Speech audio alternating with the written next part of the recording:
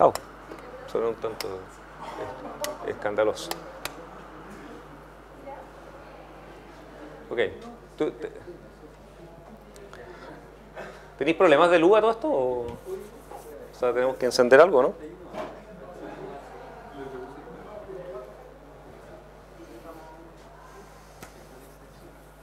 Ok. Bueno. Ok, entonces...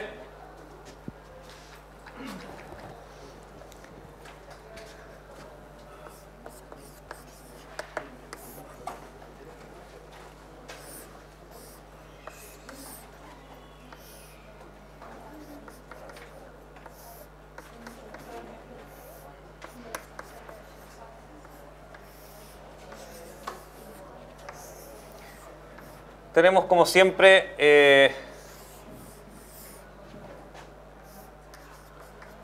nuestros layers habituales y habíamos visto la clase pasada los protocolos estándares, digamos, que existían de toda la vida en sistemas de verificación de errores, retransmisión, etc. Y entonces lo que vamos a ver esta clase y la siguiente es cómo se implementa esto de verdad en el protocolo de transporte más usado e importante en Internet, que es TCP, que lo que trata de hacer es justamente simular así un socket bien definido y bien conectado hacia la aplicación, donde la aplicación va a recibir una especie de tubería de bytes confiable, ¿no es cierto?, donde nada se pierde, nada se altera y nada se desordena. ¿Ya? Entonces, para eso vamos a tener que hacer un protocolo de retransmisión, ¿no es cierto?, y vamos a tratar de ser lo más eficiente posible. La diferencia con los protocolos que vimos antes, que por supuesto los vamos a revisitar en esto mismo, es básicamente que ahora tenemos que lidiar con una red rara, digamos, con una red a distancia, ¿no es cierto?, donde los comportamientos van a ser bastante más flexibles y difíciles de predecir que en una puerta serial y ese tipo de dispositivos que fueron donde fueron hechos los protocolos tradicionales. Entonces, en el fondo vamos a tratar de usar el protocolo tradicional y vamos a tener que adaptarlo a un esquema más flexible, ¿no? Ok, en el TCP es básicamente un pipe bidireccional, es un socket, digamos, básicamente, donde las aplicaciones hacen write the bytes y read the bytes y los reciben en orden y bien hecho, pero donde no hay borde de mensaje. O sea, si yo escribo a un lado 10 bytes y al otro lado leo 5, no hay problema, voy a leer los 5 primero, y después si leo 5 más voy a leer los 5 siguientes. Es un stream de bytes nomás y no hay borde de mensaje, por lo tanto yo no sé dónde el tipo terminó de hacer write y dónde empezó a hacer el write siguiente, y simplemente los voy recibiendo en orden, ¿ya? Ok, una cosa que es importante es que además de la confiabilidad y todo eso, esta tubería virtual, ¿no es cierto?, que yo establezco entre esta aplicación y esa otra aplicación, también obligatoriamente tiene que tener un sistema de control de flujo que permita que tiene que tener las dos cosas. O sea, si la aplicación que lee bytes allá es más rápida que la que escribe y por lo tanto la tubería en un momento se queda vacía, tiene que proveer el mecanismo de que la aplicación se quede bloqueada en el read esperando datos. Y lo más difícil en general es lo contrario, de que cuando el write, el tipo que está escribiendo bytes acá a la tubería, es más rápido, ya sea que la red o ya sea que la aplicación al otro lado leyendo, la idea es que de alguna forma esta tubería tenga una especie de tamaño máximo y que si yo tengo todo este enlace lleno de paquetes y al lado de allá nadie está leyendo, la idea es que yo tengo que ser capaz de detener esa aplicación y decirle ya está bueno de transmitir y durante un rato hay que mantenerla suspendida, ¿ya? La forma de implementar control de flujo, el control de flujo es difícil en las redes porque en el fondo este tipo de acá normalmente está escribiendo nomás, ¿no es cierto? El tipo de acá está o leyendo o los paquetes estos van en tránsito en la red, ¿no es cierto? Eso no tengo mucho control. Y si el tipo que está leyendo acá está tratando de guardar los datos en memoria esperando pasárselos a la aplicación, Mi problema es que esos datos en memoria empieza a llegar un momento en el cual ya no soy capaz de meter más datos en la memoria, no quiero tampoco llenar la memoria completa del computador, sería absurdo, ¿no es cierto? Y por lo tanto llega el momento en el cual no soy capaz de recibir más datos para esa conexión y tengo que decirle al tipo de acá, deja de enviarme, o hacer algo más desesperado todavía, como empezar a perder paquetes, de modo que el otro no me sature, digamos, ¿no es cierto? Pero obviamente lo que uno quisiera es tener una especie de sincronización entre estos dos layers, de modo de que los dos sepan más o menos a qué tasa pueden transmitir y no ¿cómo se llama? No, por una parte no saturen y por otra parte tampoco sean tremendamente ineficientes. Entonces eso es control de flujo y eso implica entonces que al protocolo hay que agregarle una forma de decirle cuánto espacio tengo para recibir datos. Y una alternativa que en Internet es muy importante y que probablemente en ningún otro sistema existía antes, es lo que se llama control de congestión. Es decir, independientemente de la capacidad de almacenamiento de ambos lados, es posible que mi conexión está transmitiendo más datos que los que el Internet en ancho de banda me permite en este minuto, y entonces yo tengo que evitar saturar la red más allá de lo razonable. Y entonces TCP tiene como una especie de principio, digamos, de diseño, de tratar de ser lo que se llama un buen ciudadano y de no hacer que el Internet ande peor, saturando y retransmitiendo y haciendo, cargando, digamos, el ancho banda, sino que tratando de ayudar a mejorar la congestión de la red cuando la red está respondiendo mal, ¿ya? Y esas dos cosas son como extras, digamos, a lo que normalmente uno tiene en estos protocolos de retransmisión. Y los vamos a ver de inmediato. Ok, desde el comienzo, TCP se define como un protocolo sliding windows, digamos, de ventana corredera, donde básicamente la idea es adaptar, digamos, el protocolo que en realidad está diseñado para enlaces tipo puertas seriales hacia una realidad más tipo Internet y en particular requiere entonces algunos mecanismos extras, ¿eh? Una primera cosa, y a diferencia de UDP, que se acuerdan, en UDP uno simplemente enviaba paquetes, digamos, hacia un destino y un port sin hacer nada antes, en TCP existe la idea de que primero hay un protocolo de conexión, o sea, vamos a perder algunos paquetes en la red al principio, simplemente para que entre el cliente y el servidor los dos sepan que hay una conexión y que están conectados entre ellos. Recuerden que la conexión es end-to-end, o sea, a diferencia de los protocolos telefónicos, yo no reservo un circuito ni reservo ningún recurso en la red para esta conexión, pero sí necesito reservar las ventanas, ¿no es cierto?, los tamaños y los buffers en el cliente y en el servidor, ¿okay? Entonces lo primero que vamos a hacer es una etapa de establecimiento de la conexión. Una vez que el cliente y el servidor, digamos los dos computadores, saben que están conectados, de ahí para adelante viene el protocolo de ventana corredera propiamente tal, ¿eh?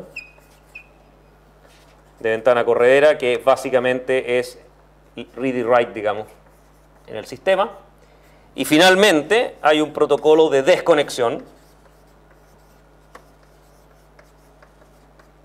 que me permite terminar una conexión entre los dos. Entonces, algo importante en TCP es que hay un overhead de comunicaciones al establecer la conexión y hay un overhead de comunicaciones al terminar la conexión, ¿okay? Y el overhead, a pesar de que no es tremendo, hace que si yo voy a mandar, por ejemplo, un byte, la cantidad de overhead relativo a hacer la conexión y terminarla para poder enviar un puro byte de datos, obviamente que no es, o sea, estoy multiplicando como por 4 o 5 el costo de ese byte, digamos, ¿no? Entonces, la idea en general es que todo TCP está orientado a conexiones de larga duración y ojalá de gran cantidad de datos, ¿ya? Donde mejor se comporta TCP, digamos, es cuando estoy haciendo, no sé, una transferencia de archivo y el archivo es un archivo menos grandote. Cuando ustedes están haciendo una descarga, no sé, de de una imagen, digamos, de un CD o de un DVD a su computador, ahí es donde TCP se comporta mejor. ¿Ya? O sea, en una larga duración, ¿no es cierto?, con harto tiempo, converge muy bien, todo está organizado para cosas que duran bastante. ¿Ya? Cuando ustedes hacen una conexión TCP para traer, digamos, 2 bytes, en general todo funciona mal, ¿no? O sea, en el fondo no alcanza a llegar a régimen permanente en ningún momento y tiene un montón de costos asociados que no valen la pena, o sea, que no lo paga, digamos, una conexión muy pequeña. Entonces, en general, todo está orientado a cosas grandes, digamos, ¿no? Y a todo esto, la enorme mayoría de las conexiones en Internet en realidad son cosas pequeñas, ¿eh? Incluso las páginas web, o sea, una página HTML normal, digamos, en general, incluso una página web muy cargada, llena de cosas, en general son puras cosas chicas, son montones de cosas chicas, ¿ya? Son pequeñas imágenes que se repiten 10.000 veces, están todas en distintos lados, así que implican conexiones TCP con distintos lugares y todo para traer unos pocos bytes que... Entonces, al final, en realidad, el diseño, digamos, no siempre funciona muy idealmente, ¿no? Ok. Ya. Ok, y las otras consideraciones importantes son, por supuesto, el tiempo de ida y vuelta, que cuando vimos Stop and Wait y Sliding Windows, ¿no es cierto?, uno de los problemas es que el tiempo de ida y vuelta es crucial para determinar cuál va a ser mi timeout, que es el timeout de retransmisiones, y mi problema es que en Internet el round trip time es un valor tremendamente variable, ¿ya? Al principio se tomaron algunas opciones medias naif, digamos, con respecto a cómo estimar el round trip time, y con el tiempo se demostró que era un desastre, y cuando uno grafica, digamos, el round trip time entre dos lugares normales en Internet, uno se da cuenta que son tremendamente cambiantes, tienen varianzas muy altas, y eso hace en general que necesitamos tener valores de timeout que van cambiando a lo largo del tiempo. ¿Se acuerdan que el cálculo de timeout es crucial? Porque si queda chico estoy retransmitiendo inútilmente, y si queda grande significa que en caso de pérdida tengo delays enormes para recuperarme, ¿de acuerdo? Entonces, el tema de achuntarle con un buen timeout es crucial y es un tema difícil, ¿eh?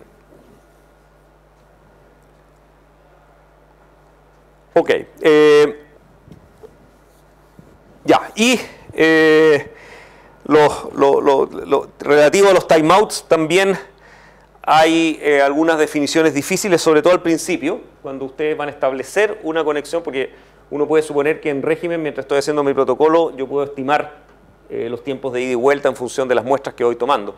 Pero cuando empiezo una conexión, ¿no es cierto?, mando mi primer paquete al otro lado y le digo, ok, quiero conectarme contigo, no tengo idea a qué distancia está ese destino, ¿ya? Entonces necesito tener algunos valores máximos de timeouts que dicen, ok, lo más lejos que puede estar alguien de mí para poder establecer una conexión conmigo es tanto, ¿ya? En Internet, en TCP en realidad, ¿eh? Se ha definido en general que un protocolo, nada puede estar más lejos de 120 segundos, que en el fondo parece súper razonable. O sea, en el Internet mundial nada está a más de 120 segundos de verdad, pero en la medida que han ido evolucionando estas cosas y hoy día hay conexiones IP espaciales, ¿no es cierto? Y el shuttle se conecta con IP, el explorador de Marte, ¿no es cierto?, que aterriza allá, manda sus datos a la NASA vía IP también. Y los delays en ese tipo de comunicaciones ya empiezan a ser bastante más que 120 segundos, y eso hace que TCP a Marte es algo que no somos capaces de hacer hoy día, ¿ya? El IP interplanetario, digamos, es algo que... De hecho, Vint Cerf, que es uno de los creadores de Internet, ha hablado mucho de cómo hacer una reingeniería de IP para que funcione bien sobre el sistema solar, digamos, ¿eh? Porque él está convencido de que ese es el camino que vamos a tener que seguir en algún minuto.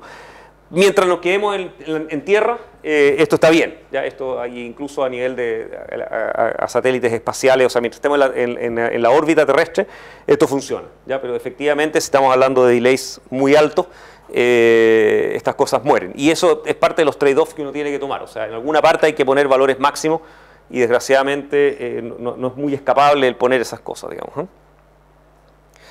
Y después, por supuesto, la idea es ir acertando, ¿ya?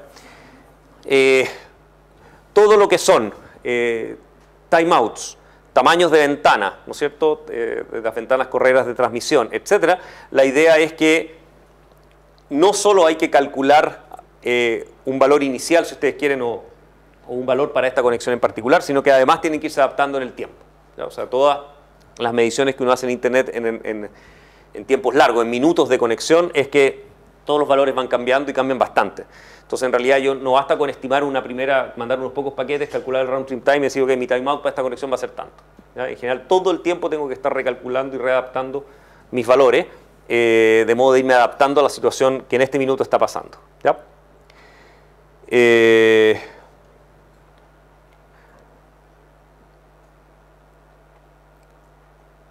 Ok, y el tema de control de congestión es crucial en TCP porque justamente, independientemente de la capacidad que tenga el enlace extremo-extremo, yo puedo tener un excelente ancho de banda local, o sea, puedo estar conectado a una Ethernet de hiper alta velocidad y puedo inyectar paquetes como loco, ¿no es cierto? Y acá al medio puede haber un router tremendamente saturado que no está siendo capaz de rutear los paquetes que yo envío, ¿no es cierto? Entonces, el enviar simplemente a la tasa de envío que mi enlace local permite no tiene ningún sentido en este caso. Cuando estábamos conectados con una puerta serial directo no hay problema, porque mi puerta serial, yo no puedo andar más rápido que la puerta serial que me conecta y por lo tanto no puedo saturarla, ¿ya? En este caso yo no solo puedo saturar, sino que puedo generar un router en el camino que tiene toda su memoria llena y que empieza a perder todos los paquetes que yo envío. Y la idea entonces es detectar ese tipo de situaciones y evitar que yo sea el culpable de que eso está ocurriendo. Entonces, en un modelo en que todo el mundo usa TCP y que todo el mundo comparte estos mismos algoritmos en la implementación de TCP, la idea es que si todos somos buenos ciudadanos, ¿no es cierto?, entre todos nos arreglamos para hacer de Internet un mundo mejor, sonaría en discurso político, que en el fondo es tratar de que el Internet no pierda tantos paquetes debido a nosotros, ¿eh? Ok, no olvidar entonces que en el fondo estoy conectando una aplicación con otra aplicación, que esa aplicación, o sea, voy a tener igual que en UDP el concepto de port de origen, port de destino, IP de origen, IP de destino. Y la aplicación lo que hace es un write de bytes, o sea, esta conexión que ustedes van a ver acá, a pesar de que van paquetes IP entre medio, esos paquetes IP la aplicación no los ve, no tiene idea en cuántos paquetes se fue mi conexión. Lo que yo voy a simular acá es una tubería donde por acá yo pongo bytes, y acá tengo un montón de bytes, y acá salen bytes, ¿ya? Pero ¿dónde terminó un write a este lado y dónde terminó un read a este lado? Ninguno de los dos lo sabe. O sea, el que hace el write sabe y el que hace el read sabe, pero el otro no tiene idea, ¿ya? Por lo tanto, siempre ver esto como una secuencia de bytes, y eso va a verse cuando hagamos el protocolo después, ¿eh? Ahora, por supuesto que a nivel de la red nunca voy a enviar de a bytes, más bien, a veces sí, pero voy a tratar de evitarlo, porque enviar un byte en un paquete IP es una estupidez, ¿no es cierto?, porque el overhead que pago es muy alto. Entonces, independientemente de lo que la aplicación haga, yo voy a tratar de encapsular fragmentos de ese stream de bytes en paquetes IP, ¿ya? Como hay paquetes Ethernet, paquetes IP, de alguna forma hay paquetes TCP también, ¿no es cierto?, que son como TCP decide particionar los datos. Para no confundir la jerga, a TCP se le ocurrió cambiarle el nombre al paquete, y el paquete se llama un segmento, ¿ya? Y se llama un segmento TCP, que en el fondo es un pedazo del stream de bytes encapsulado, por supuesto, en un paquete IP, ¿no es cierto? Entonces, un segmento TCP es, como es siempre, digamos, así uno hace, esta es la forma virtual, ¿no es cierto? Y esto se encapsula en una secuencia de paquetes IP. Entonces, si yo tomo una foto de un paquete IP que va acá en la red, ¿qué voy a encontrar? Ignoremos el encapsulamiento físico, si es una Ethernet o qué sé yo, tendrá su propio encapsulamiento físico. Lo que importa como paquete, voy a ver un paquete IP que tiene un header IP, ¿no es cierto?, que dice que va desde el IP de origen al IP destino. En el header IP dice yo soy un paquete TCP. ¿Se acuerdan que tenía un campo protocolo o cambio protocolo y el otro se llama next header en la formato IP versión 6, pero en ambos casos tiene su versión TCP. Acá voy a tener un header TCP que va a decir cosas como el port origen, el port destino, lo vamos a ver al tiro, y algunos otros datos. Y finalmente acá van a ver todos los datos correspondientes, ¿ya? Entonces la idea es que estas cosas, digamos, le vamos a llamar un segmento, ¿ya?, de la conexión TCP. Entonces, los segmentos siempre se encapsulan en paquetes TCP que van con su header y con su header IP asociado, ¿ya?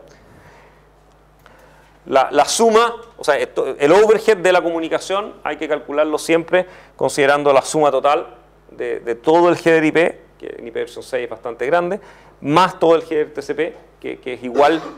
Eso no lo dije, también es súper importante, tanto en UDP como en TCP, la idea es que si esto es IP versión 6 o esto es IP versión 4, lo que cambia es el header IP, ¿ya? Pero todo el resto es exactamente igual. O sea, el protocolo de transporte se implementa exactamente de la misma forma sobre IP versión 4 que sobre IP versión 6. No hay ningún cambio en la especificación del protocolo al cambiar de IP, ¿no? Entonces, todos los cambios los vamos a ver acá, ¿ya? El resto va a ser exactamente igual. Ok, esos segmentos, la idea entonces es que como buen protocolo de ventana de corredera vamos a necesitar en el header poner cosas como un checksum, ¿no es cierto?, para verificación de errores, un número de secuencia para el ordenamiento, la retransmisión, etc. Vamos a tener que definir un ACK para que me avisen, digamos, hasta qué número de paquetes llegaron bien, etc. ¿Ya? O sea, el clásico de protocolo de ventanas de corredera. Esos segmentos eventualmente son recibidos en el destino final, ¿no es cierto?, y son reensamblados de nuevo como una secuencia de bytes. ¿Okay? O sea, la idea es que ni el enviador ni el receptor nunca van a saber cómo estos bytes fueron segmentados en la red. ¿Okay? O sea, eso es totalmente transparente y desaparece, ¿ya? Esto es súper importante porque en algunos casos vamos a resegmentar si ustedes quieren, ¿ya? O sea, la capa de transporte puede, por ejemplo, transmitir un segmento que no llegó y después podría decidir retransmitir segmentos más chicos. Y eso da lo mismo. Mientras, por supuesto, los bytes sean siempre los mismos, ¿ya? O sea, yo no tengo por qué mantener, digamos, mi control de segmento. Ya. Entonces, bueno, y por supuesto, fuera de timeouts, tamaños de las ventanas para control de flujo, otro problema clásico es de qué tamaño debieran ser mis segmentos, ¿ya? Y eso, por supuesto, hay un tamaño máximo que está limitado por la tarjeta física, la red física a la cual yo estoy conectado, pero de nuevo se acuerdan que teníamos el tema de fragmentación en IP, ¿no es cierto?, que en IP versión 6 decidimos que no lo íbamos a tener, y la idea entonces es que acá tenemos que descubrir una forma de lidiar con cuál va a ser el tamaño de segmento que me conviene utilizar. Y también hay siempre un trade-off clásico, qué sé yo, tengo 2 bytes que la aplicación me envió. ¿Qué hago? ¿Los transmito al tiro, ¿no es cierto?, y mando un paquete de 2 bytes que es ineficiente, o me espero un rato y veo si me llegan más bytes, ¿ya? Y eso, la idea por supuesto es que me conviene esperar más rato, pero tampoco me conviene esperar infinito, porque a lo mejor son los últimos 2 bytes que mandó la aplicación y ahora está esperando una respuesta, y si yo no los envío nunca, la respuesta no le llega nunca, ¿no es cierto? Entonces, siempre hay un juego entre esperar un rato, pero tampoco demasiado. Header. La idea es que todo segmento TCP tiene el mismo formato. Acá arriba está el header IP, que no lo dibujamos en este caso, y este es solamente el header TCP, bastante más gordito, digamos, que el header UDP, ¿se acuerdan?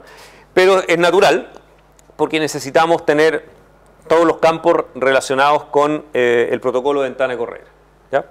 Algunas cosas que normalmente ya las teníamos en el caso anterior, port de origen, port de destino. El mismo espacio para los ports, vamos a usar números de 16 bits. Les conté cuando vimos UDP de que además uno trata de respetar la idea que el mismo protocolo, si tiene una implementación UDP y una implementación TCP, vamos a tratar de que usen los mismos números de ports oficiales, solo para no confundir.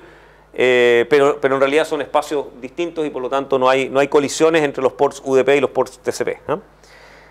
Y de nuevo hay ports bien conocidos que están definidos por un estándar para decir que este es el protocolo que se llama HTTP, y otros que son dinámicos, que se asignan dinámicamente al momento de abrir los sockets. Lo que importa para nosotros como protocolo de transporte es que hay un source port y un desk port, que son los que me indican a qué aplicación le voy a hablar a cada lado.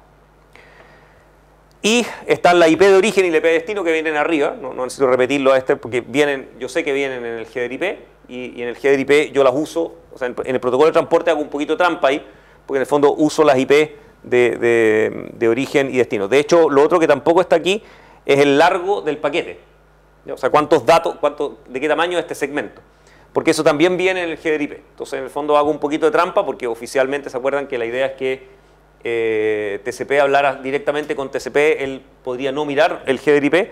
La idea es que en general siempre uno hace un poquito de trampa con el layer justo al lado. Entonces TCP conoce los headers IP y los usa también para copiarlo, ¿no? Entonces utiliza el largo y la IP de origen y la IP de destino para saber de qué se trata, ¿no? Y de hecho están incluidos, esos campos están incluidos en el checksum que se calcula, ¿ya? De modo de estar seguro de que esos datos no fueron modificados por error, ¿ya? En IP versión 4 había un checksum en el header, por lo tanto en realidad no era indispensable hacer eso. En IP versión 6, como no hay checksum en el header, es absolutamente obligatorio, ¿ya? O sea, yo necesito verificar que el header venga bien para estar seguro que este paquete es para mi computador y no se haya alterado un byte y por casualidad me llegó un paquete a una aplicación que no correspondía, ¿ya? Entonces checksum verifica largo, IP de origen, IP de destino y además todo el header TCP y todos los datos, ¿ya? Por lo tanto, la idea es que una vez que el checksum está verificado, yo sé que este segmento está correcto, completo, ¿ya? Ok, ya, las opciones, el puntero urgente, en fin, son cosas que no vamos a ver y no valen demasiado la pena. El protocolo es más complicado que lo que debiera, pero algunas cosas muy importantes. Todo paquete llega a un número de secuencia. El número de secuencia es un entero de 32 bits, por lo tanto tengo una cierta cantidad de números de secuencia, pero no infinitos. Lleva un número de acknowledgement, que es a qué paquete le estoy haciendo ACK, ¿ya? Estos dos números son totalmente independientes. El sequence number indica este paquete de datos, qué número de secuencia lleva, es desde el origen hacia el destino. En cambio el ACK es al revés. Dice cuál es el último número de secuencia correcto que recibí yo desde el otro tipo, ¿ya? Si ustedes están viendo una conexión bidireccional, ¿no es cierto? La idea entonces es que un paquete TCP que va en esa dirección, desde el emisor hacia el destino, lleva un número de secuencia que corresponde al número de paquete que el emisor le ha enviado al destino.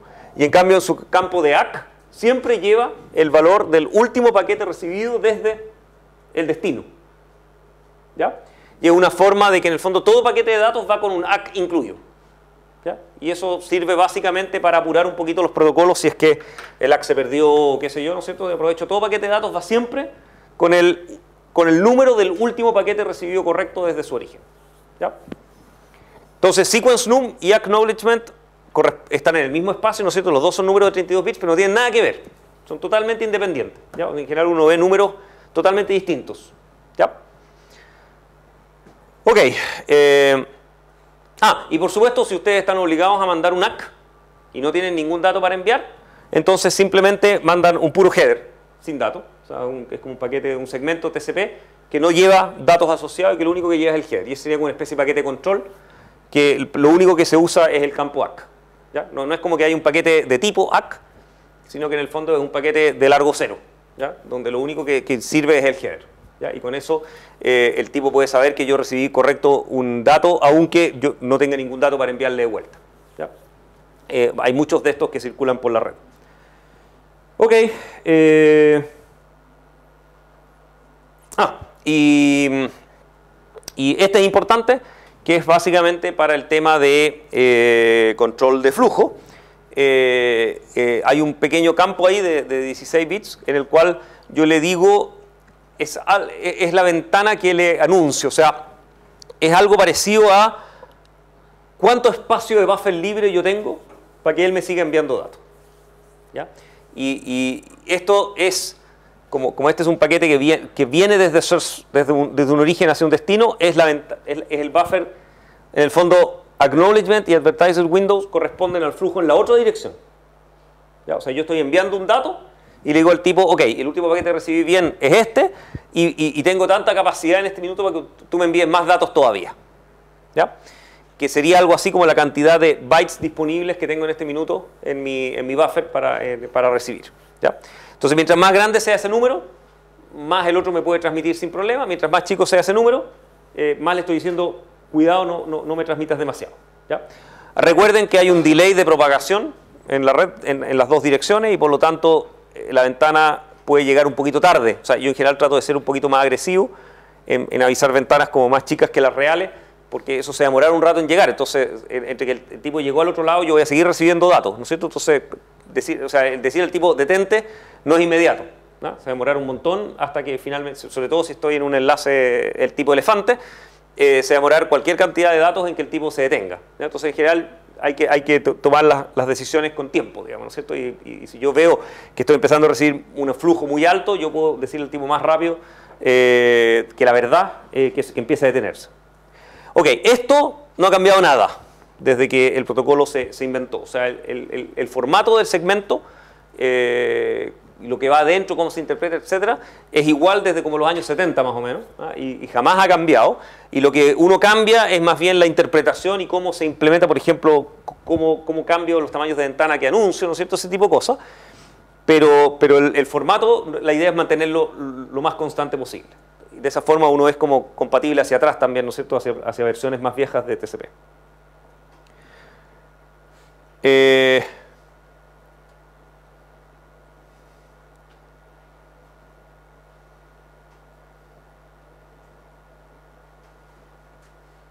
Ok. Ok. Una cosa que es importante, que no está en el PPT, y que se parece a UDP, pero en este caso es aún más importante, es cómo yo identifico a qué conexión pertenece un paquete TCP que llega a mi computador.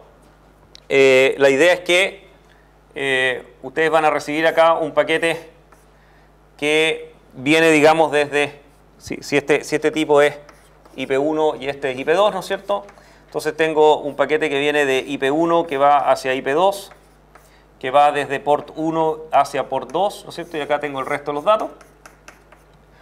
Entonces, el TCP, digamos, va a recibir este paquete completo y tiene que decidir a cuál de todas las aplicaciones locales que tienen un socket TCP abierto le corresponden estos datos, ¿no es cierto? O sea, estos datos los vamos a sacar, le vamos a eliminar todos los headers y qué sé yo, y los tenemos que inyectar en un socket para que la aplicación lo reciba.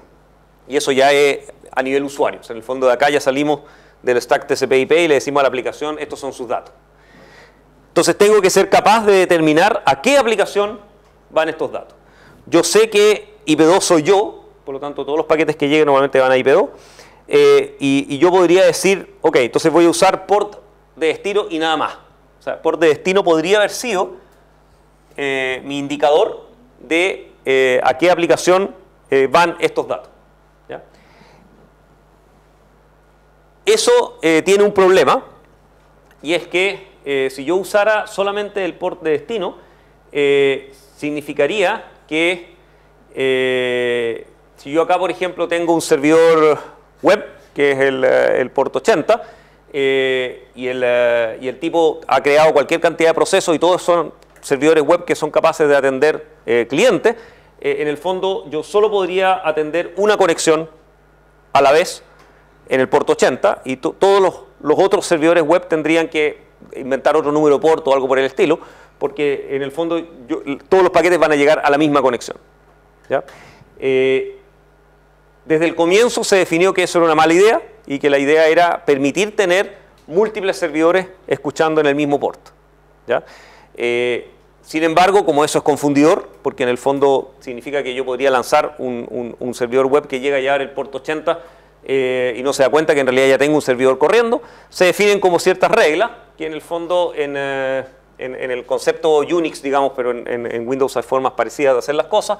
En el fondo la idea es que ustedes lanzan una aplicación servidor, la aplicación dice yo quiero escuchar desde el puerto 80, si no hay nadie más en ese minuto escuchando desde el puerto 80, ustedes les van a decir que bueno, y de ahí para adelante cualquier otro tipo que diga yo quiero escuchar desde el puerto 80, el sistema va a decir que no. O sea, en ese punto de vista el puerto es exclusivo de esta aplicación, pero esta aplicación se puede reproducir típicamente vía fork, ¿no es cierto? Y todos esos hijos quedan asignados al mismo puerto 80 sin problema. O sea, ellos tienen los mismos derechos que el padre. ¿Ya? Generalmente la implementación típica de los servidores es que ustedes piden conectarse en el puerto 80, el servidor crea un hijo y el hijo queda conectado con ustedes. ¿Ya? Pero eso hace que en el fondo tengo un tipo escuchando conexiones desde el puerto 80, que va a ser para el protocolo 1, y después tengo un montón de hijos que están conectados en el puerto 80 a distintos tipos. Y eso hace entonces que mi indicador este de acá, que dice, oye, esto es para el puerto 80, no sirve de nada. O sea, bueno, sirve de algo, pero no sirve, no es perfecto porque en el fondo puedo tener 1000 tipos escuchando en el puerto 80 y no sé cuál de esos 1000 corresponde a esta conexión. ¿Ya? Entonces el índice que vamos a usar es más largo que eso. ¿Ya? Y la definición es que en el fondo todo este conjunto, que es IP de origen, IP de destino, port de origen, port de destino, es el identificador de conexión. ¿Ya? O sea, cada uno de estos sockets tiene un identificador único que dice, este es un socket que está conectado desde la IP1 a la IP2. Casi todos comparten IP2 porque es la dirección típica que yo voy a tener. Desde el port de origen y al puerto 80. ¿Ya? Entonces, IP2 y 80, casi todos van a decir lo mismo. ¿Ya? O sea, todos los servidores web van a decir 80, casi todos van a estar en el IP2 porque es mi IP normal por la cual llegan las conexiones. Por lo tanto, en general, el discriminador, digamos, es este y este. ¿Ya? El primero es bastante bueno, porque en el fondo normalmente todos mis clientes van a estar en máquinas distintas, pero no es suficiente porque yo podría tener, de hecho ocurre más seguido de lo que ustedes creen, tener varios clientes corriendo en la misma máquina conectados a el mismo server destino en el mismo puerto. ¿Ya? Por ejemplo, si ustedes están corriendo dos browsers, ¿no es cierto? O el mismo browser decidió crear dos procesos por razones de eficiencia, esos dos browsers podrían estar conectados al mismo servidor, están en la misma IP1, ¿ya? Y por lo tanto uno podría, digamos, van a compartir IP1, IP2 y 80 con todas las otras conexiones que vienen desde esta misma máquina. ¿Y qué es lo que los diferencia? El port de origen. ¿Ya? ¿Cómo hacemos para que el port de origen sea distinto? Eso en general lo provee el sistema operativo en forma automática. Cuando ustedes piden crear un socket nuevo TCP para conectarse, el sistema les asigna siempre un port disponible que en este momento nadie esté usando. ¿Ya? Y con eso garantizan que ese port localmente es único. ¿Ya? Ok, ¿qué es lo que no puedo hacer? No puedo hacer clientes que comparten el mismo port conectado desde la misma máquina a la misma máquina, el mismo port al otro lado. ¿Ya? O sea, ahí ya estoy sonado. ¿Ya? Hay algunos protocolos que les gusta hacer eso, que por razones de seguridad, digamos, usan el port de origen, también lo definen, y dicen, ok, yo siempre voy a hacer las preguntas provenientes de, qué sé yo, el port 50, y entonces el tipo del otro lado solo acepta requerimientos que vienen desde el port 50, y eso hace entonces que ahí puedo tener un solo cliente por máquina. ¿Ya? Y eso a alguna gente le gusta. Digamos. Hay, por ejemplo, para protocolos de ruteo se usan esquemas como ese. ¿Ya? En ese caso, yo limito a que hay un solo cliente por máquina. Cuando son protocolos normales, mail, por ejemplo, web, etc., yo puedo tener todos los clientes que yo quiera corriendo en la misma máquina, conectados al mismo servidor, sin ningún problema. ¿Ya? Porque el identificador de conexión es siempre los 4 valores. ¿Ya? Eso sí tiene un lado fregado, que es que significa que si ustedes cambian su dirección IP, todas sus conexiones TCP murieron. ¿Cuándo ocurre eso? Si yo estoy bajando un archivo acá y me voy caminando al DCC, salgo de la cobertura inalámbrica de eléctrica, me conecto a la red inalámbrica del DCC me asigna una nueva IP, todas mis conexiones TCP murieron. ¿Ya? Y necesito restablecerlas y reconectarme para seguir bajando los archivos y qué sé yo. ¿Ya? Eso es porque mi dirección IP1 cambió y por lo tanto el servidor ya no reconoce mis conexiones como válidas y para él va a haber un término de conexión y voy a tener que conectarme de nuevo y partir todo otra vez. En un mundo de dispositivos cada vez más móviles, ¿no es cierto? Donde en el fondo ¿cómo se llama? El teléfono en el bolsillo de uno debería estar bajando archivos todo el tiempo, etcétera. Ese es un tema. O sea, lo que uno querría para que esto funcione bien es que las direcciones IP fueran permanentes. O sea, en el fondo, que la dirección IP mía de mi teléfono fuera una especie de identificador único de mi teléfono y fuera como mi número de teléfono, entre comillas, ¿no es cierto? Y por lo tanto, yo sé que todas mis conexiones todo el tiempo van a ser desde la misma IP, independientemente de donde yo me esté moviendo en el planeta. ¿Ya? Eso es algo que existen soluciones sobre IP móvil y ese tipo de cosas, pero todavía están bien poco difundidas. Todavía la mayor parte de nosotros, cada vez que establecemos una conexión, obtenemos direcciones IP distintas, digamos. Ya, ¿qué más?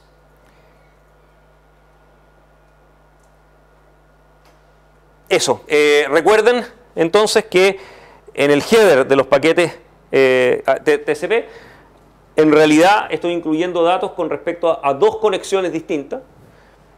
Los datos y el número de secuencia corresponden al paquete que estoy enviando, y en cambio el campo acknowledgement y el campo advertised window corresponde a la conexión en la otra dirección.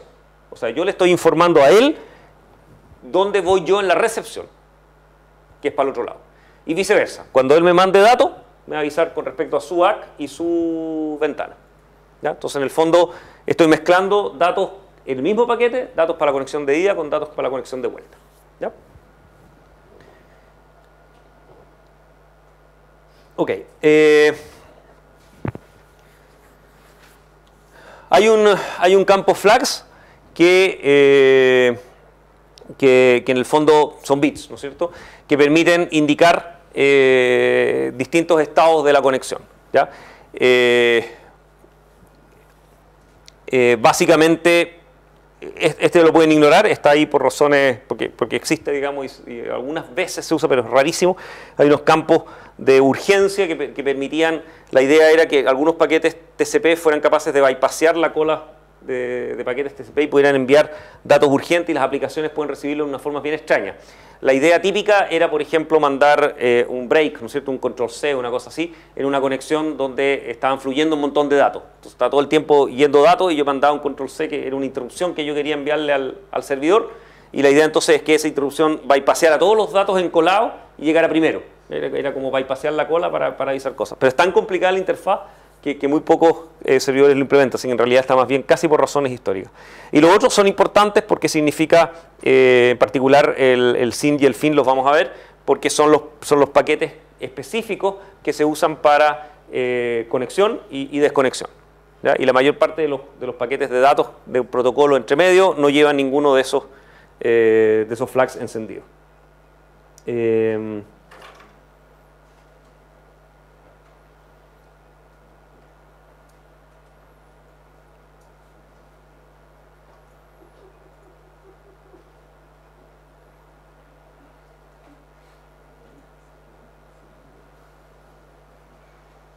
Ya.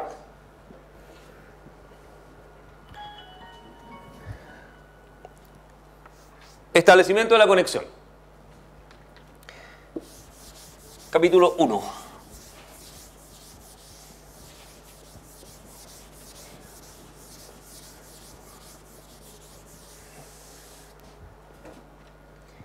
La idea es que ustedes tienen una aplicación que dijo connect, ¿ya? Y tienen un servidor al otro lado que alguna vez hizo bind y cosas por el estilo, y por lo tanto tiene un socket de conexión acá, y el sistema operativo sabe que ese socket de conexión está disponible, y en el fondo tengo que establecer un protocolo que me permita, en realidad esto está al revés, que me permita conectar esos dos sockets y dejarlos funcionando. Entonces, connect es activo, o sea, lo que yo hago es transmitir un paquete TCP que va hacia el servidor, y en el fondo le estoy diciendo, yo quiero conectarme con usted. Va a ir el header TCP ya con, acabo de borrarlo, con su IP de origen, su IP de destino, su port de origen y su port de destino, porque en el connect yo ya le dije a qué máquina y a qué port me quiero conectar, y en la máquina local yo ya sé cuál es mi IP y cuál es el port que me asignaron a este socket dinámicamente. ¿Ya? Entonces todos los datos van en el header TCP, y la idea entonces es que el servidor al otro lado, tienen que pensar que esto llega a nivel del sistema operativo primero. Entonces el sistema operativo no tiene idea qué servidores están corriendo ni nada, ¿no es cierto? O sea, primero recibe el paquete, descubre header IP, que el paquete es para él, descubre que el protocolo TCP es esta cuádrupla, digamos, que está pidiendo una conexión inicial. Esto lleva un campo que se llama SYN un flag especial que dice este es un paquete TCP de solicitación de conexión. ¿Ok? Es igual a los otros, solo que es el primero. Por lo tanto, nadie había oído hablar antes de esta conexión. Es para que no se confunda con un paquete TCP normal de datos. Y el sistema operativo entonces va a buscar si existe en particular un socket abierto esperando conexiones en el port al cual va dirigido. Si no existe ninguno, va a responder con un paquete ISMP de error diciéndole en este computador no existe ningún servidor corriendo en el port que usted quiere. ¿Ya? Y eso va a dar un resultado en el connect de tipo connection refused o ese tipo de errores. ¿Ya? Si encontramos un socket abierto en el port 80, entonces le vamos a notificar a este servidor y este servidor debiera hacer algo como un fork o tal vez el mismo, un nuevo socket que queda conectado y hacerme un accept. ¿Ya? Entonces en el fondo después de bind vamos a hacer un accept y entonces ese accept debiera generarme un paquete de vuelta que en el fondo dice sin y es como un ACK que va en el camino, que en el fondo me dice, ese es el paquete de solicitación de conexión y este es el paquete de vuelta que le dice OK, si ustedes quieren. ¿Okay?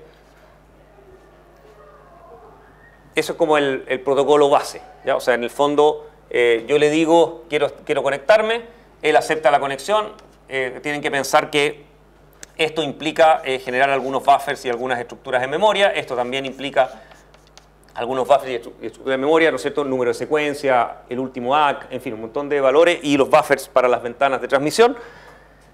Y ahora están los dos de acuerdo en que están conectados. ¿Ya? ¿Cuál es el problema? Todo esto estaría perfecto, digamos, si es que, hasta ahí bastaría, si es que estuviéramos en un universo confiable donde todo funciona, ¿no es cierto? El problema es que estos mismos paquetes están sujetos a las mismas condiciones que vamos a tener después para la transmisión de datos. Entonces estos paquetes se pueden alterar, se pueden perder, se pueden desordenar, puede pasar todo lo mismo que a todos los paquetes IP. ¿Ya? Por lo tanto, el protocolo de establecimiento de conexión también tiene que considerar qué pasa cuando se pierde alguno de estos paquetes y por lo tanto, en vez de hacer un two-way handshake como ese, vamos a hacer un three-way porque en el fondo, como siempre me pasa, se puede perder el primer paquete, en cuyo caso yo voy a tener que retransmitir la solicitud de conexión algunas veces, pero en realidad lo que me puede estar pasando es que se pierde la respuesta y con lo cual yo no sé cuál de las dos cosas pasó y entonces finalmente este tipo de acá, cuando él me responde tampoco sabe si yo voy a recibir la respuesta y por lo tanto él también quiere confirmar que estamos bien conectados. ¿Se acuerdan del viejo problema de los generales estos que querían ponerse de acuerdo cuando se perdían los paquetes? El mismo viejo problema de que al final los dos quieren estar seguros de que están conectados y en realidad nunca están totalmente seguros. Entonces, en el fondo, el handshake final es que, ¿cómo se llama? Yo le pido la conexión, él me manda el ACK y yo finalmente le mando una especie de ACK del ACK y hasta ahí llega, donde estamos los dos de acuerdo en que nos escuchamos y nos entendemos. ¿Ya? Esto vamos a ver después que es súper importante porque en el fondo todos estos paquetes tienen que definir algunos valores iniciales y de alguna forma los dos tienen que estar de acuerdo en esos valores, haberlos aceptado y el hecho de ir, volver e ir me permite estar ya seguro de que está todo bien. ¿Ya? Por supuesto, de aquí para adelante en el fondo yo paso a un estado que se llama Established.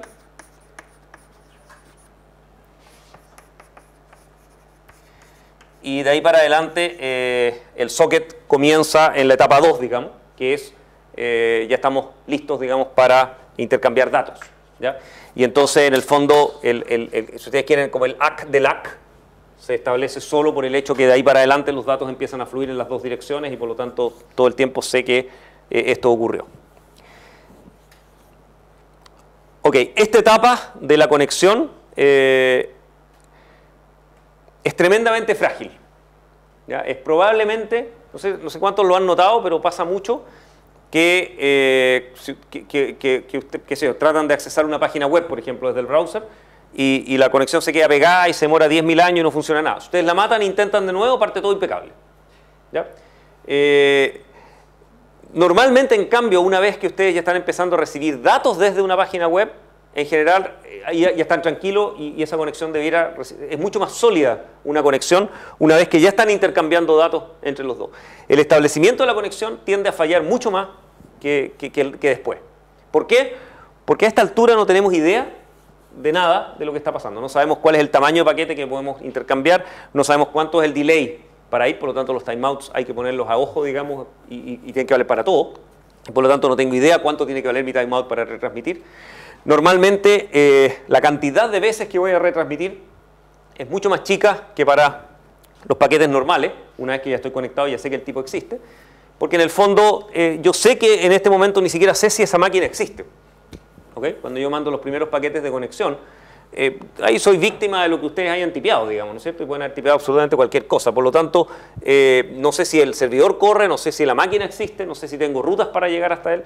Entonces, en general, uno manda unos 3 paquetes de connect inicial, y si uno ya no logra establecer la conexión, con un timeout medio grande, sí, porque no sé a qué distancia están, y por lo tanto me demoro harto hasta decidir, en realidad no pude conectarme. ¿Okay? Y una vez que les dije no pude conectarme, ustedes intentan de nuevo y funciona el tiro. ¿Ya? Porque en el fondo la cantidad de retransmisiones es poca, los timeouts son largos y por lo tanto es una etapa donde tienden a fallar mucho las cosas. ¿Ok? Ya.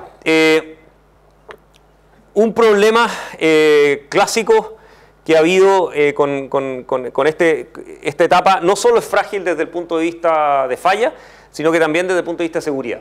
O sea, en el fondo, si ustedes están acá y reciben un paquete TCP de alguien que pide conectarse con ustedes, normalmente eso implica reservar algunos recursos de conexión y mandar el ACK de vuelta diciéndole estoy bien. Pero ustedes no tienen idea si ese paquete es verdadero, si la respuesta la va a recibir alguien y si en realidad esta conexión existe y si va a servir para algo. ¿Ya? Todos los datos que van en este paquete TCP son bastante predecibles, ¿no? Por ejemplo, acá van valores como el número de secuencia inicial que quiero usar, el tamaño de la ventana inicial que quiero, ese tipo de cosas. ¿Ya? Son varios valores que son como mis valores propuestos iniciales. Y de vuelta, yo le mando mis propios valores propuestos iniciales al lado de acá. Y eso hace entonces que, por ejemplo, si el número de secuencia siempre es 0, que era la implementación más tradicional y obvia, digamos, era siempre partir de 0, hace que en el fondo todo lo que va acá es predecible y adivinable por cualquiera. ¿Ya? Y por lo tanto era fácil como inyectar paquetes en el sistema. Después piensen que todo el header IP, todo el header TCP, etcétera, es puro software escrito en la red. Por lo tanto yo puedo decir, oye, este es un paquete que viene de la IP tanto, y yo no estoy en ese IP, lo que me va a pasar es que no voy a recibir nunca la respuesta. Pero en realidad los paquetes van a llegar a destino, el destino va a responder, y si yo más o menos puedo predecir su respuesta, le puedo seguir inyectando el diálogo a ciegas, ¿no es cierto? O sea, yo nunca veo las respuestas, pero como las conozco, yo puedo jugarle el juego, digamos, y hacerle creer que estoy estableciendo una conexión TCP. ¿Ya? Y había una época muy famosa en donde mataban servidores completos, inyectándole puros, se llama el ataque de SYN flood, que es como una inundación de SYN, ¿no? Que son estos paquetes iniciales, donde yo bombardeo un servidor con puros paquetes SYN falsos desde IPs de todo el planeta, y él entonces me reservaba recursos para todos esos millones de sockets que se querían conectar con él, y tenían un timeout que después de, no sé, 5 minutos en que ya no escuchaba más de eso, liberaba esos recursos. Pero en 5 minutos yo era capaz de dejarlos sin sockets para atender a nadie, y por lo tanto era capaz de hacer que un banco no fuera capaz de aceptar ningún cliente. ¿Ya? Entonces hoy día han habido un montón de pequeños trucos de ingeniería para justamente ser un poquito más resistente en esta etapa entre el SYN y el SYN-ACK. Hasta empezar a recibir los paquetes de verdad de datos, yo no reservo prácticamente recursos, ¿no es cierto? O sea, sobrevivir mejor a ese tipo de ataques ridículos. Y además hay valores que se precalculan, digamos, que van en el paquete que no son adivinables ahora. El número de secuencias se aleatorizó, ¿no es cierto? Y se ponen unas cookies en el header que yo tengo que responderlas, y el tipo me las tiene que responder de vuelta con el ACK, con el cual yo garantizo que él está escuchando los paquetes que yo respondo, por lo tanto no puede estar atacándome a ciegas. ¿Ya? O sea, es básicamente para fortificar que realmente estoy hablando con alguien y no es un tipo que me está simulando un tipo que no existe. Ok, pero recuerden siempre, otra cosa que es importante es que pierdo 3 paquetes TCP más el delay de ida y vuelta 3 veces antes de poder enviar ni un solo byte. ¿ya? O sea, si estamos conectados, digamos, con un enlace de poco ancho banda y con round trip time largo, estoy perdiendo cualquier cantidad de tiempo simplemente para poder mandar el primer byte. Entonces, lo único que yo voy a hacer después es decirle, oye, esta es la hora, y después close, es básicamente una pésima idea. ¿Ya? Ok, establecimiento de conexión.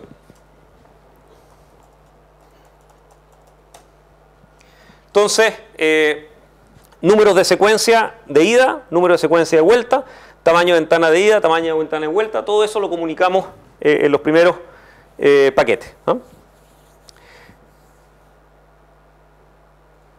Y por supuesto, como siempre, los paquetes se retransmiten en caso que yo no reciba el ACK, pero por supuesto este ACK no.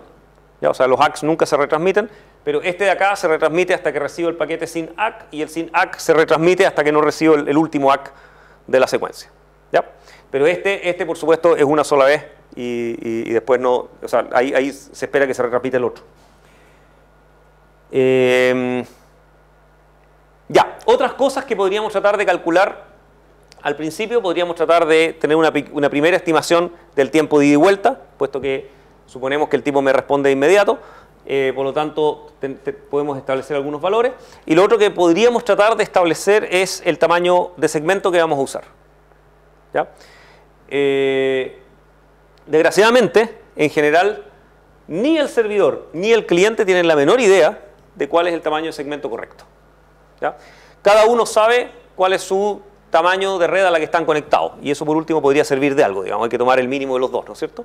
Pero cuál es el tamaño mínimo de red entre los dos, ninguno de los dos lo sabe. De hecho, ninguno de los dos sabe ni siquiera cuál es el camino que siguen los paquetes para llegar entre uno y otro. Por lo tanto, el tamaño de segmento vamos a tener que irlo calculando hacia adelante. El diálogo tradicional entonces es conexión, mando un paquete con el flag de SYN encendido y yo le propongo un número de secuencia que la idea es que sea lo más aleatorio posible para que no sea adivinable, que es el número de secuencia a partir del cual yo voy a partir. O sea, mis paquetes van a ser desde ese número en adelante. Recuerden que los números de secuencia igual van a ser circulares porque son de 32 bits, por lo tanto, da lo mismo donde yo parta, igual voy a hacer overflow y después voy a volver a utilizar. ¿Ah? Entonces puedo partir en cualquier lugar entre 0 y 2 a la 32 menos 1. SYN y el sequence number. Después, él debiera responderme un SYN con el ACK, que en el fondo es un ACK del SYN, ¿no es cierto? Donde él me propone su propio sequence number. Entonces, él ya sabe cuál es el número de secuencia que yo voy a empezar a usar. Ahora yo ya sé cuál es el número de secuencia que él va a empezar a usar. Y finalmente, yo le mando un ACK diciéndole que estoy OK y que en el fondo estoy esperando el paquete, digamos, I+1, si ustedes quieren, porque en el fondo lo que hago es aceptar este paquete como el número de secuencia Y, por lo tanto él de aquí para adelante debería empezar a enviarme el I+1. Una cosa que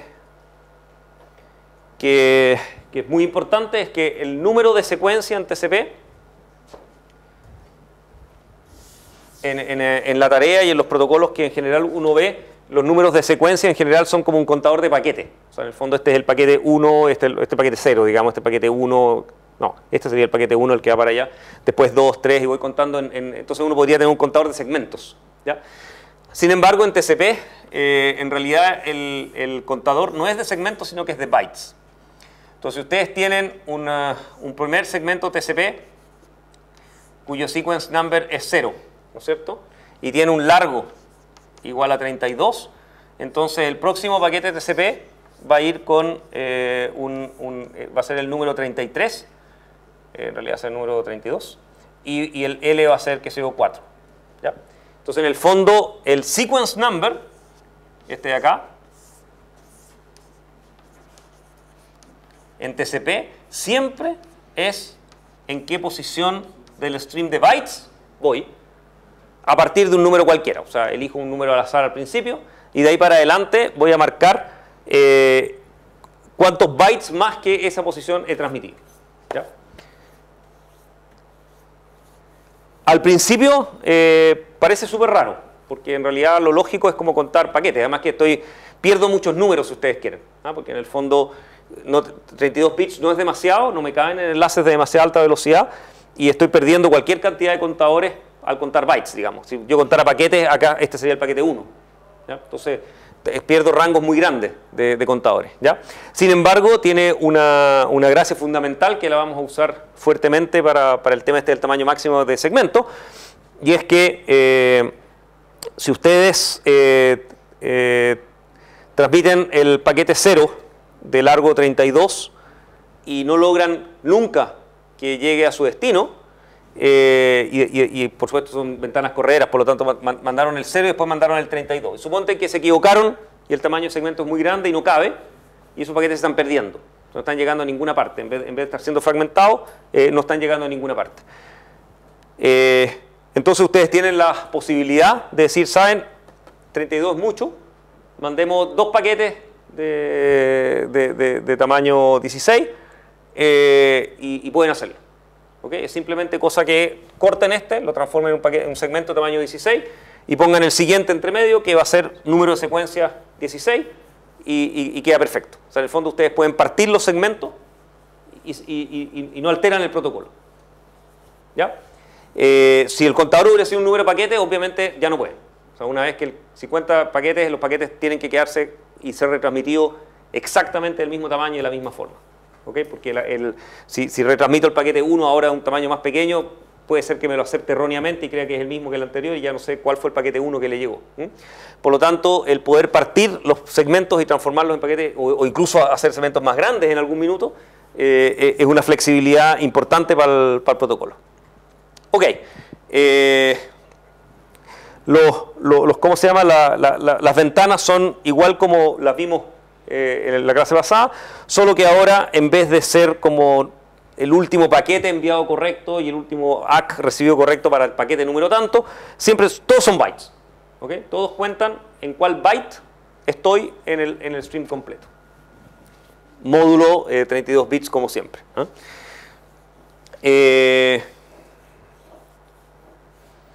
Ya. Y como siempre, la aplicación me está enviando más datos, ¿no es cierto?, que los que yo puedo normalmente transmitir. Entonces tengo una especie de buffer y tengo una ventana que se va desplazando en ese buffer, ¿no es cierto?, donde tengo la escritura que va creciendo por acá, los paquetes que han llegado correctamente, en este caso está dibujado al revés de lo que lo habría dibujado yo, en el fondo es como que hacia acá voy comiendo los datos que se van transmitiendo para allá, hacia acá la aplicación va escribiendo en esta dirección, y entre medio tengo una ventana, igual típico como las ventanas correderas, donde tengo el último ACK que estoy esperando y el último byte enviado que todavía no ha recibido su ACK correspondiente. ¿Ya?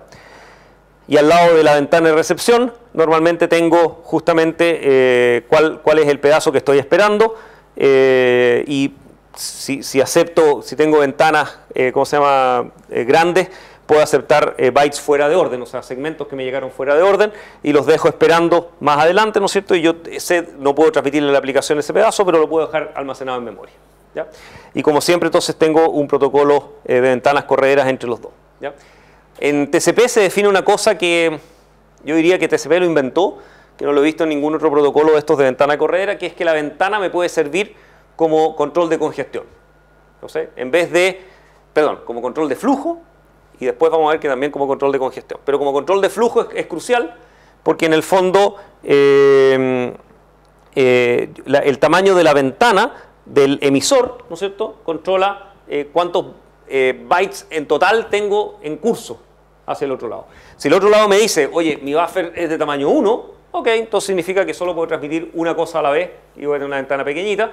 Si me dice, oye, tengo un tremendo buffer disponible y vacío, ok, le puedo usar una ventana gigante y le puedo transmitir mucha información hacia su dirección. Entonces yo voy a tratar de nunca tener una ventana más grande de transmisión que la que el emisor, la del receptor me anuncia. Entonces el receptor me va avisando cómo va él. Eventualmente el receptor me puede detener. Basta con que me diga, mi ventana de recepción es de tamaño 0. ¿Ya? En ese caso, yo voy a detener mi ventana, o sea, en el fondo es poner una ventana de tamaño 0. En el fondo, ¿no? Yo mi propia ventana de transmisión la voy a reducir a tamaño 0. Ahora, no es tan fácil hacer todas estas cosas porque igual tengo, o sea, si la ventana, por ejemplo, la voy a achicar, igual tengo datos que ya envié. ¿Ok? Entonces, en el fondo tengo una especie de doble ventana. Una es la ventana ya enviada y otra es como mi ventana de hasta dónde voy a tratar de seguir enviando. Y tengo como dos versiones. Entonces las ventanas se vuelven un poquito más complicadas. Pero el concepto es simple, de que en el fondo yo no voy a insistir en retransmitir cosas que están pendientes, si es que el tipo me dice mi ventana es de tamaño 0. Y tampoco voy a seguir transmitiendo cosas nuevas en función que su ventana sea de tamaño 0. Entonces en algún minuto puede ser que la transmisión disminuya a 0 por completo. ¿Ya?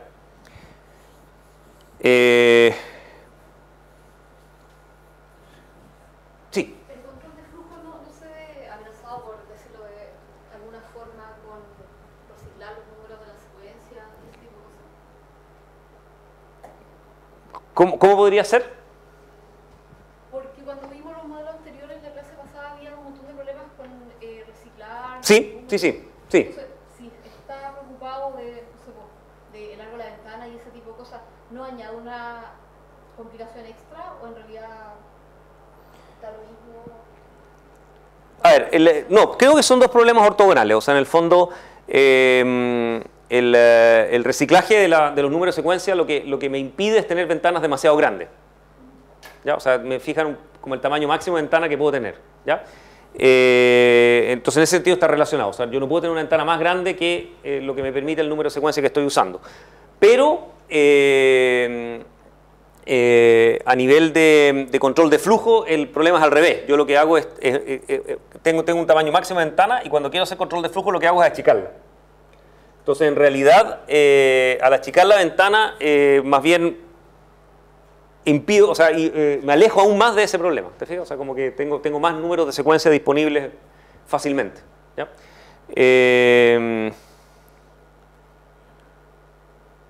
Claro, ahora, el tema siempre pendiente para control de flujo en general es que si el tipo me dice no me transmitas más datos, o sea, me dice yo tengo una ventana de tamaño 0 y yo detengo completamente mi transmisión, la pregunta es ¿cómo entonces me entero de que ahora sí hay datos, por ejemplo? ¿Okay? Si yo me detuve y el otro tipo ya no va a recibir nada más y por lo tanto nunca más me va a mandar un ACK, ¿cómo yo, suponiendo que él no tiene datos para enviarme, cómo sé yo que él efectivamente empieza a tener más espacio?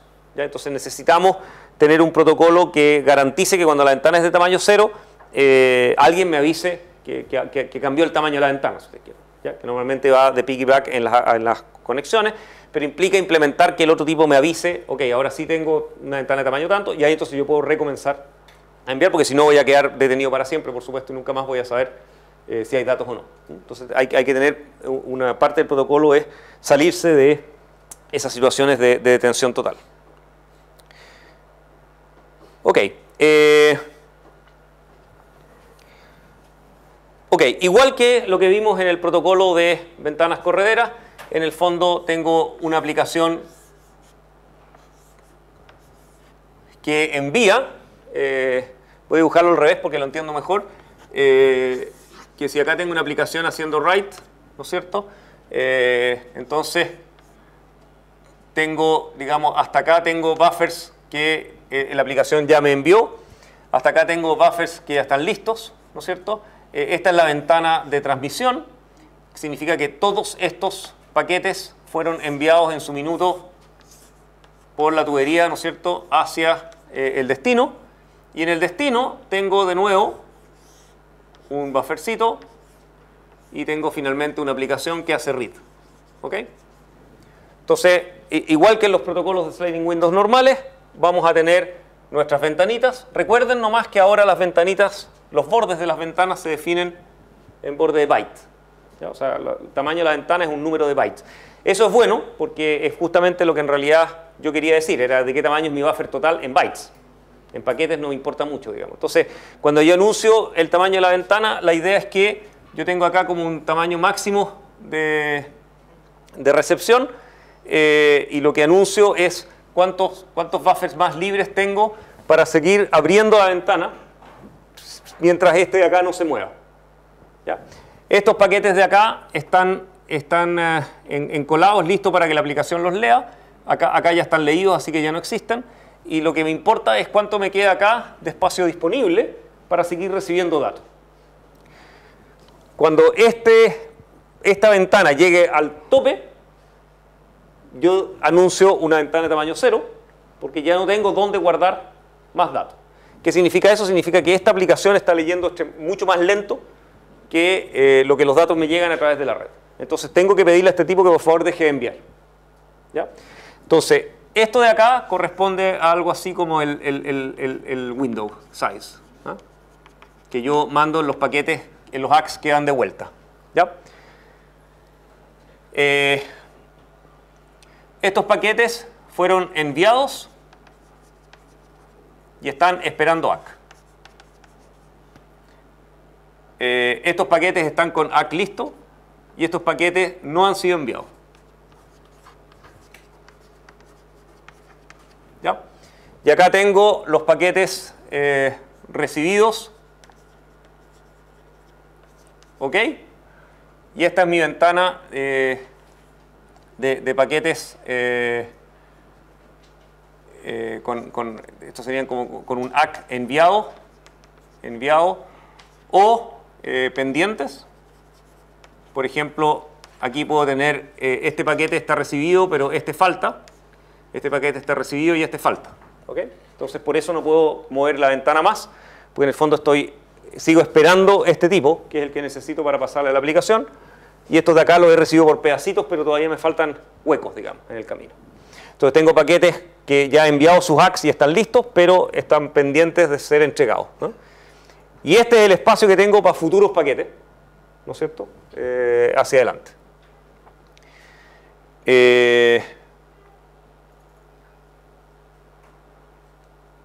Ok, TCP permite una implementación de Go Back N. Todos los primeros TCP del planeta implementaron Go Back N en su primera versión.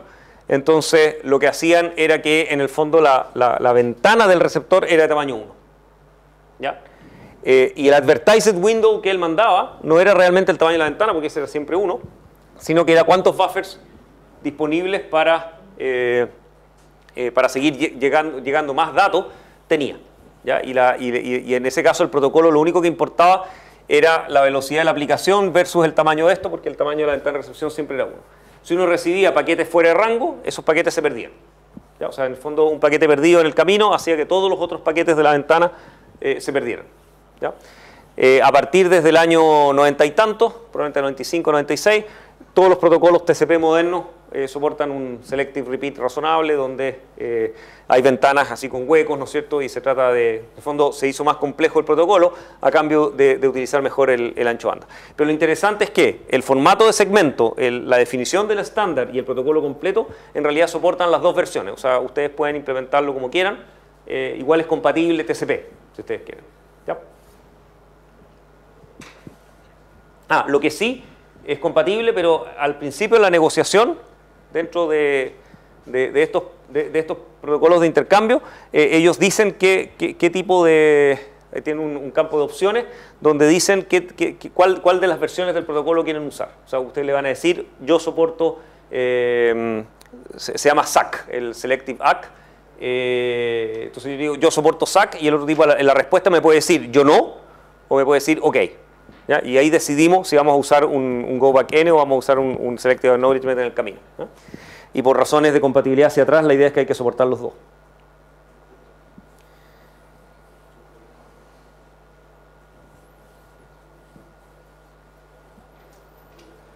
Ya.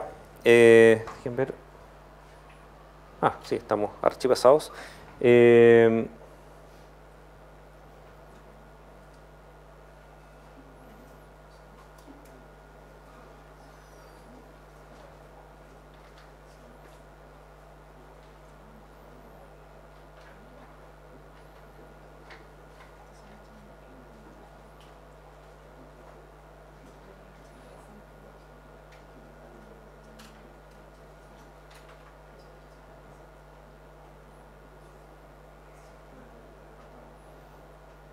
Ya, dejémoslo para la clase siguiente.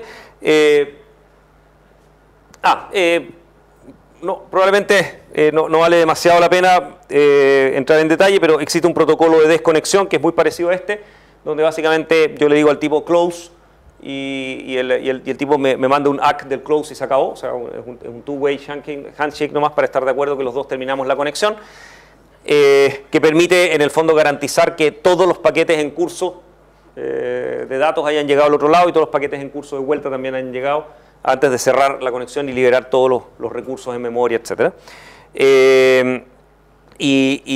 La próxima clase vamos a estudiar en detalle lo que TCP tuvo que modificar a lo largo del tiempo para poder sobrevivir de verdad a un Internet variable, ¿ya? En el fondo, los protocolos de cálculo de round trip time, que son tremendamente importantes, más los protocolos de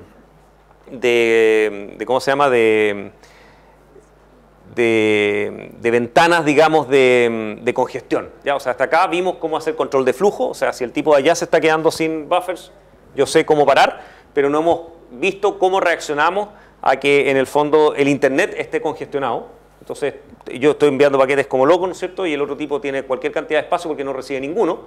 Y yo estoy saturando la red estúpidamente, retransmitiendo mucho más que lo que mi conexión me permite. Entonces la idea es cómo hacemos que TCP se comporte como un buen ciudadano y sea capaz de reaccionar ayudando a Internet a recuperarse de la congestión en vez de hacerla peor. En el año 88 hubo un caso famoso, digamos, donde los tipos se dieron cuenta que el Internet rasca de la época, digamos, que eran unos poquitos computadores nomás, estaba hipersaturado y estaba lleno de tráfico, a pesar de que no había tanto conexiones reales y la gente recibía muy mala conectividad. Y hicieron un estudio de mirar qué eran los paquetes que estaban saturando y se dieron cuenta que en realidad toda la saturación se debía a TCPs retransmitiendo paquetes que se perdían porque había congestión y al perderse la congestión retransmitían de nuevo y generando una especie de ciclo en sí, ¿no es cierto?, donde la congestión generaba más congestión y no se corregía nunca. Entonces Van Jacobson en la época junto a otro grupo de gente hicieron toda una especie de reingeniería del protocolo, que es lo que hoy día todavía sobrevive, con lo cual salvaron al Internet de su primer colapso posible, y hasta el día de hoy esos son los algoritmos que permiten, digamos, que el Internet se recupere. O sea, que en el fondo hacer que en caso de congestión TCP detecta que hay pérdida y reacciona de manera tal que en realidad arregla el problema en vez de empeorarlo, ¿ya?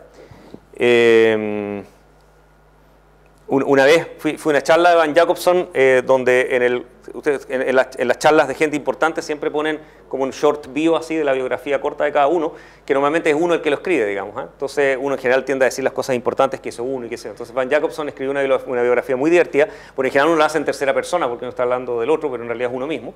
Y Van Jacobson entonces escribió una autobiografía muy simpática, que decía, esto era ya con el año 98, entonces el tipo decía, Van Jacobson es una persona que diseñó los algoritmos claves de la reingeniería de TCP que en el año 1988 salvaron a Internet del caos, ¿eh? Desde entonces no se ha sabido nada útil que haya hecho. Entonces les voy a contar en la próxima clase por qué Van Jacobson es alguien tan importante. Ya, chicos.